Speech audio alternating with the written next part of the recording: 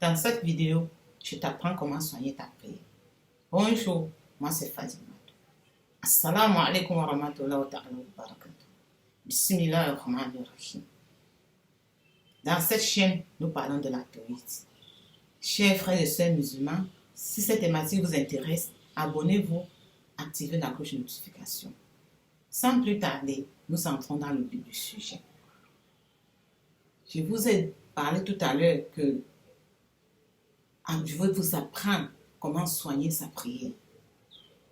Comment soigner sa prière alors? On soigne sa prière comment? La prière, ce n'est pas une blague. Quand tu es sur la nappe de prière, ce n'est pas pour venir te blaguer. Ce n'est pas pour venir t'amuser. C'est pour adorer Allah, rien que Allah.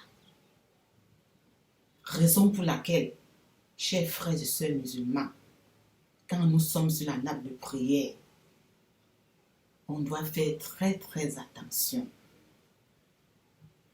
On doit faire très attention à ce qui sort dans notre bouche. L'intention de la prière, c'est farada, est très important. La Fatiha est très important dans la prière. Et on ne doit pas la lire n'importe comment. On doit savoir comment lire. Parce que la Fatiha a 7 ayats. Et sur les 7 ayats, on doit respecter les 7 ayats. On ne doit pas déborder. On ne doit pas diminuer. On doit soigner sa prière quand on est sur la nappe de prière. La prière n'est pas un jeu. On doit prier avec le cœur pieux. On doit se mettre en tête qu'à cet instant, je suis en face de Allah subhanahu wa ta'ala. Je suis en train de l'adorer. Lui, il me voit, même si je ne le vois pas. Tu dois être plus proche de lui.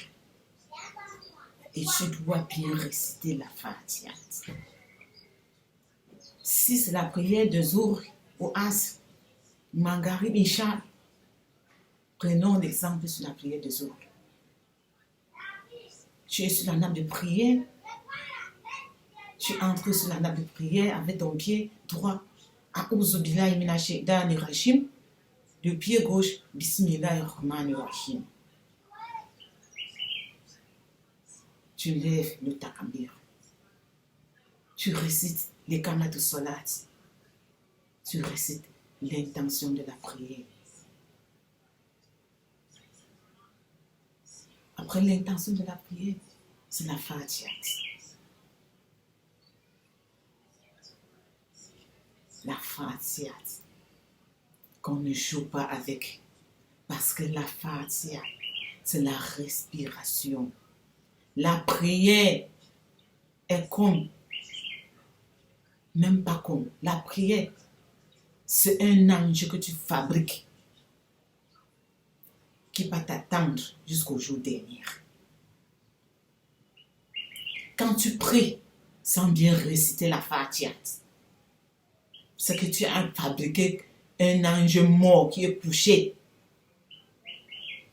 alors que quelqu'un qui est mort ne peut pas t'aider. Un ange qui est déjà couché mort, sans respiration, ne peut pas t'aider. Raison pour laquelle on doit soigner notre Fatiha de Kitab. On doit réciter comme il se doit sur la prière. On ne doit pas blaguer. Parce que tu ne peux pas fabriquer quelqu'un que le jour dernier, il ne va pas t'apporter rien du tout. Il ne va pas t'aider. Amara asun salat, fatakabirati Iran.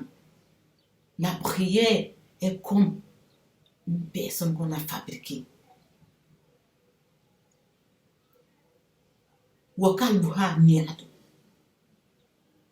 Il faut d'abord l'intention de la prière. L'intention de la prière est très importante. C'est farada dans la prière. Quand tu es sur la prière de Zour, tu montes sur la nappe de prière avec le pied droit.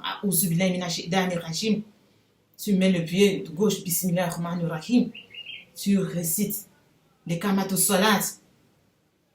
Tu dis Subhanakallahumma wa bihamdika wa tabaraka ismuka wa ta'ala jadduka wa la ilaha ghayruka. Tu récites l'intention. Allahumma inni nawaitu adan salat. Zuhr farada. Tu lèves le takabir. Allahu Akbar. Tu récites la Fatiha. Bismillahirrahmanirrahim. Alhamdu lillahi rabbil alamin. Ar-Rahmanir-Rahim. Maliki yawmiddin. Iyyaka na'budu wa iyyaka nasta'in. Ihdinas siratal mustaqim. Siratal ladzina an'amta 'alaihim. غير المغضوب عليهم ولا الضالين. Amen. Quand tu récites bien ta Fatiha, la prière des heureux, à 4 rakats, quand tu finis tous les 4 rakats et tu donnes ma salam, avec la foi, ce que ta prière est aussi. Chers frères et sœurs musulmans, je vais toujours dire, allez apprendre la prière avant de prier. Parce que la prière a beaucoup de détails. Il y a les choses facultatives sur la prière, les choses obligatoires. Sur la prière, puisque la prière, c'est un être humain que tu fabriques, l'ange que tu fabriques. Si ça t'arrive que tu as cassé le pied, ou tu n'as pas mis la tête, ou tu n'as pas mis la respiration, alors là, tu fais comment? Tu fais comment à cet instant? Raison pour laquelle apprendre la tawhid est très très important. Parce que quand tu apprends la tawhid, celui qui t'apprend te décortique tout ça. Le badi, le kabli, sur la prière, quand tu fais une faute, parce qu'on ne reprend pas la prière quand il y a faute. Sauf si tu n'as pas levé le takabir, quand tu récites l'intention, si tu ne lèves pas le takabir, Allahu Akbar, qui est la tête, ce que ta prière est gâtée, tu reprends à zéro. Si tu n'as pas récité la Fatiha dans ta prière, ce que ta prière est à zéro, tu reprends à zéro. Mais il y a les endroits que quand tu ne récites pas, si tu ne le fais pas, il faut juste arranger. Et on arrange la prière avec quoi? Le ba'adi et le kabli. Chers frères et sœurs musulmans, cherchez à aller apprendre à ceux qui connaissent.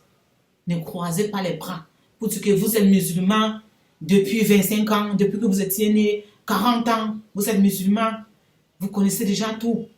Non, vous pouvez bien lire le Coran. Vous pouvez même traduire le Coran sans connaître la tawhid. C'est que le Coran que vous avez lu est entré dans l'eau. Parce que tu ne peux pas lire le Coran sans savoir adorer Allah à l'heure exacte, comme il faut. Apprenez à prier à l'heure. Apprenez à prier à l'heure. Ne laissez pas la prière passer. Après le soir, quand vous aviez le temps, vous venez vous asseoir. Vous montez, vous descendez, vous montez, vous descendez. Comme si rien n'était. Allah a donné la possibilité à tout le monde, même aux voyageurs, à celui qui est n'importe où, même dans l'eau, de prier. Même celui qui est au désert, prie sans faire les ablutions. Il fait les ablutions d'une certaine manière avec la terre. Il y a une façon de faire les ablutions comme ça. Donc ne restez pas, c'est parce que tu n'avais pas le temps, c'est parce que j'étais empêchée, je n'avais pas ci, je n'avais pas ça, il n'y avait pas l'eau. J'étais malade, même étant couchée sur le lit de l'hôpital. On prie. Étant couché, allongé sur le lit de l'hôpital, on prie. Dieu a donné, Allah a donné toutes les possibilités pour que le jour dernier, tu ne viens pas dire que c'est parce que j'étais malade, c'est parce que j'étais ceci. Tant que tu es malade et que tu as la mémoire éveillée, que tu n'es pas folle, tu dois prier. Sauf si tu es fou ou folle. Parce que quand tu es fou, tu ne connais rien. Tu ne peux rien faire. Chers frères et sœurs musulmans, cherchez dans votre vie à prier à l'heure. Parce que le dernier jour, tu vas supplier Allah qui te laisse seulement 3 jours pour que tu apprennes à prier, pour que tu apprennes à jeûner, pour que tu apprennes à faire ci, pour que tu apprennes à faire ça.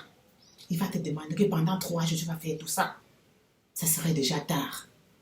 Parce que la souffrance de la tombe, la souffrance là, c'est inimaginable. On ne peut même pas imaginer. On ne peut même pas imaginer.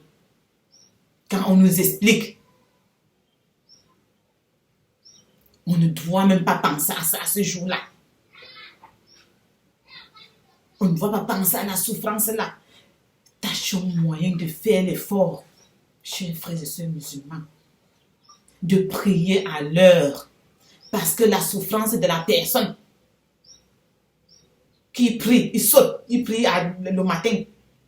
La prière, il fait la prière de Soubi, la prière de Zouri. Asr, il ne fait pas Maghrib, il ne fait pas Isha. Ils accumulent tout ça. Il fait une fois. Ta souffrance est énorme. La souffrance est énorme. Cherchons à prier à l'heure et à réciter bien la Fatiha. Les parties obligatoires de la prière. Abonnez-vous, activez la cloche de notification. C'était Fatima.